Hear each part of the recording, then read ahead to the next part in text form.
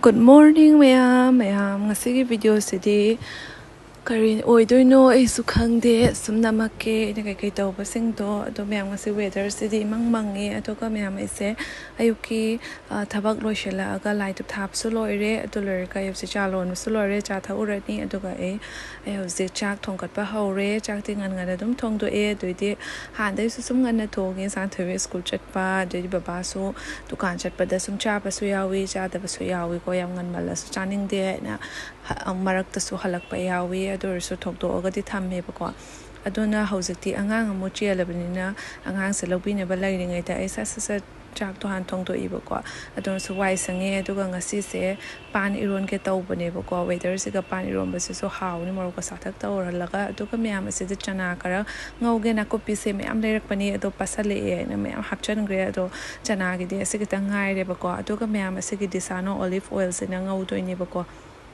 asina 100% pure amadi cold press oigani asida nutrients ma'am su yaw heart ki health su support tawgani rich in antioxidant zero cholesterol amadi trans fat free oil rich in MUFA and healthy fats hoji chana sing aurage khang su sare thau khara haijare bako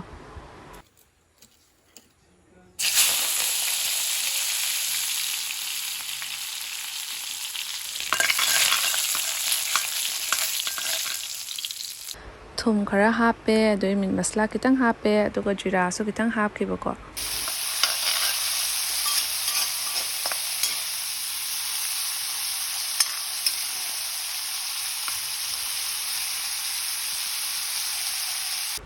asidana ngasigi pani romba laire pan sa yam sathida mulle do khokpuda su yamna jar chalaga nungai bodo oibako hawgada budi male asida aina salad cha da bukuire ne ko salad sa kitang khak sem ge tawbani bako iromba gadi pakpudi pakna tre ador ka so kitang chaning ngak pai jeng hasi se adu tunai na salad sa kitang sem ge tawbani bako adu thabi siga gajar ga adu tilho hapaga adu badam tawraga kitang khak tawrage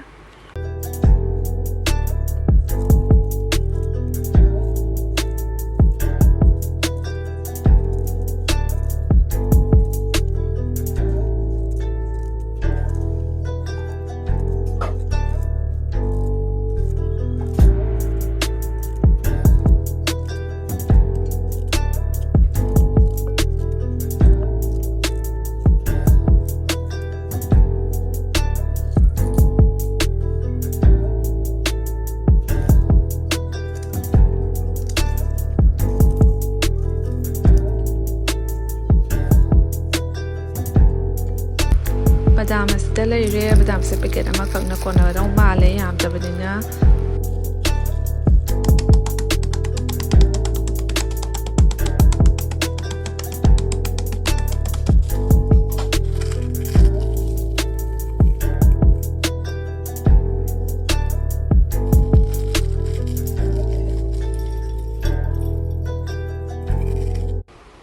ma'am salad se muto lage thum khara hapcha kre bako aduga ma'am disano gi olive oil se salad se kitang ka hapage to lorika mix to mineral ke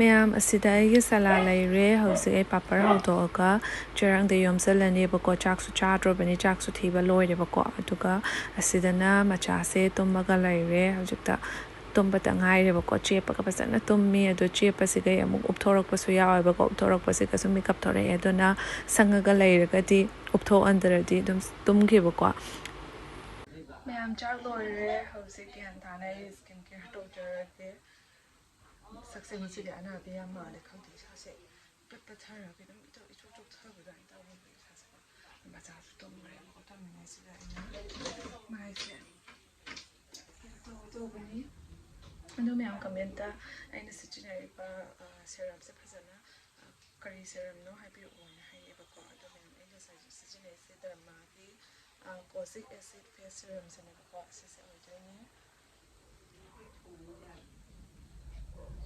se nungai ko ai ma mai se delivery matungda skin yamna nahaludreba kayimsu taiba yadabanina ko isingna ta sum taraga loire adum haisi sati nalamde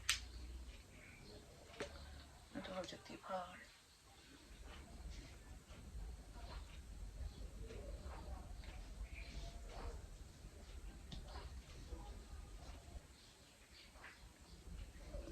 chakse se loi thodi wai samne tai thi thum tap tap na toba yada tharma darina masiti nong so yam mangi weather se pan so irole weather se ga chadar se ki dharma ge niya ceramide mattifying moisturizer sina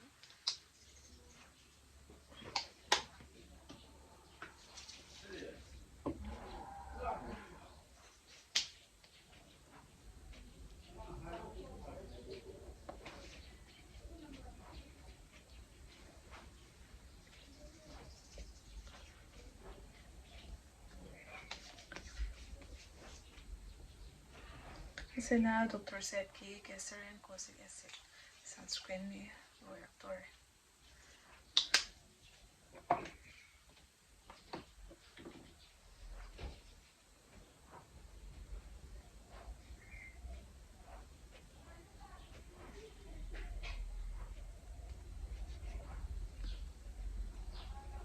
ase sunscreen se yam satina no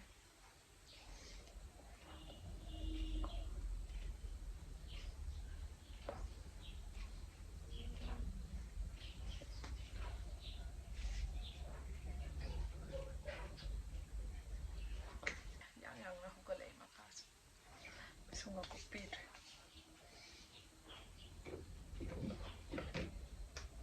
मैं उसे ऐसे के जुटियो के lipstick से ऐने वाटी ममांग चट तो ममांग है बती आहान बचत की बिलो आएगा वो दाम वो चट की बिलो जुटियो इधर चट बना तब अतुता लेयर की बने बको आहान वो इधर जुटियो लिपस्टिक से लई बने बको लो पचाम तो सुपी बको इन्हें मुझे तई बनु आया मोइडोइरा हाई ने सु am khatang leer boko am khatang leer pasam satin o hai leer me boko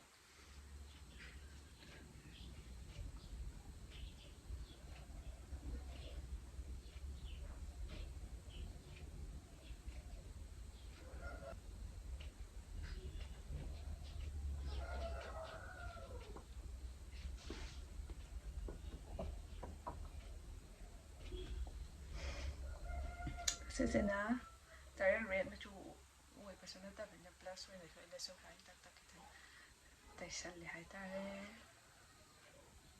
plus so ising chau da tawra sat kre adoi ti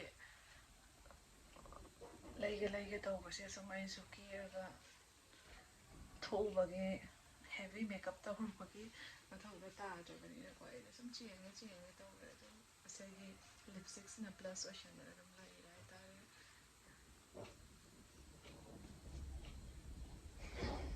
loire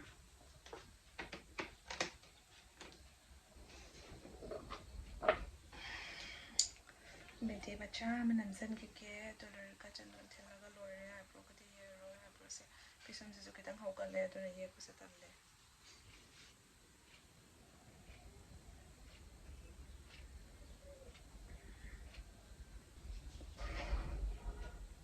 chadon than kike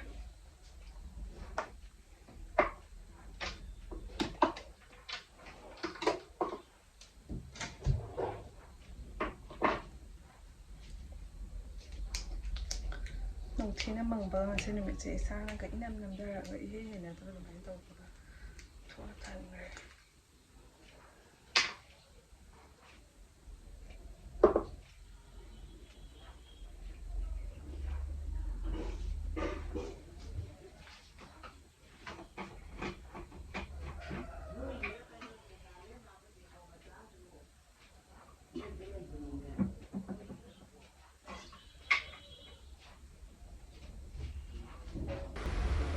Sandon se minute kya chang na thil le yeng si aina sandon thin ba se ta kui tap tam thin ba kwa sep ta na ba hona ba da yam wa na hona charak chani ado mata sa horo di phasana yam yang na so oi to ki ba yaw ba kwa hai ba ngam de thin din na pui ba chandon se ko thin ba bu de hai ra ga so ekta kui na chang ba su yaw chang da ba su yaw ba kwa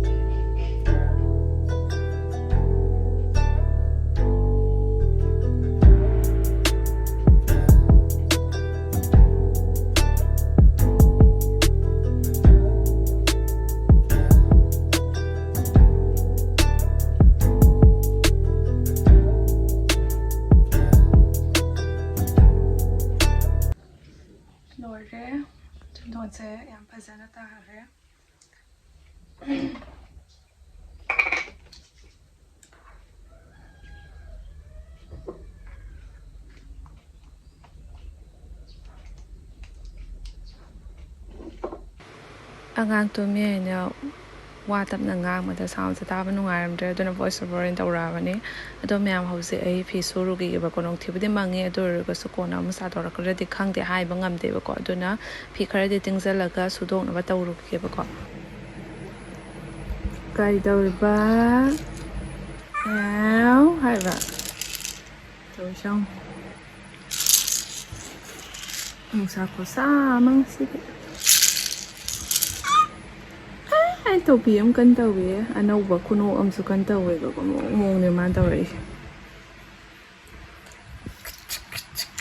anh coi mà cha tôi bút cái tay cho khơi kì hay thì lôi chạy lại bên này hay nào bên anh coi mà cha tôi bút cái tay cho khơi kì u đi cái tay cho khơi kì u đi cái tay cho khơi kì cái tay chị đã lấy làm gì đó Sigale amarida. Sigale. Tong. Sira sabana. Chan. Kadai.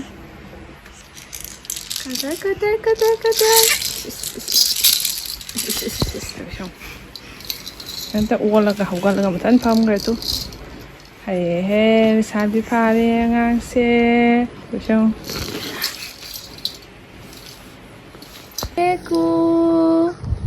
Keku. Yeah. Coba itu lah. Keku. Kadai. Ude. Ayah. Keku. Keku taro. Heibana loire bening keku taro. Yeah. Kamu kan? Keku. Muka? Kiku taro? Kiku? Yeah. Kiku? Yeah. Kiku? Yeah. Ish. Kan jadi kedai. Iya, tidak lain ni. Kiku? Kedai, ude kedai cakap yang ngang tu. Ma. Tidak lain ni. Kiku? Ya. Kiku? Ya. Kiku? Ya.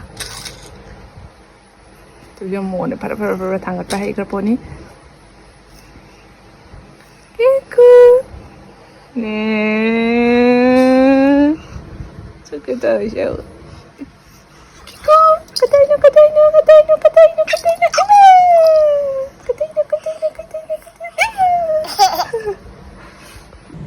Ngasai nung thiga mangaga nung kubli taramaga fi se suram dradi soini nung sa fazana sa dore ebako Miam nung tilgi healthy snacks ki oina di tisanu ki pasta se su chapi bayai ko I description te su link hapcharam ke olive oil ka punna aduga miam sigi pasta se na 100% wrong wheat maidana se badona te bako zero cholesterol trans fat free oigani protein su yawi artificial color su yaw te bako house so hawi 100% vegetarian su oigani perfect 7 size su oi e hozik tisanu ki olive oil se khara haijar ka sigi pasta se hauna batawrake pasta sida ina hausi hapto ise asige tomato ga tilhau ka de machal khara tawraga phajana ngau pi rene bo tomato se kitang mulhallaga kitang pepe laura ga mix torok pa magi taste tu chang na ba ko adona ina khabai sina tap na kitang ma phone ta haline ba ko adoga ina sida pasta se hapchare adoga ngahak phajana ngauraga asidana soya sauce kara hapchare aduga thum kara chaijarage pasta sidi hauba su lai yam yang na su loi hau su hawi nungtin wairam da chab se moroka satak tawraga ko aduga ngahak smaina ngobiram matungda pasta ready oirani asida laire pasta ready oire mayam ngasigi video sidi swada sumbu senjarage aduga mayam na ngasigi video sinungai biraga di like comment subscribe to shin biramo to the singna ga matang video da amungai biramo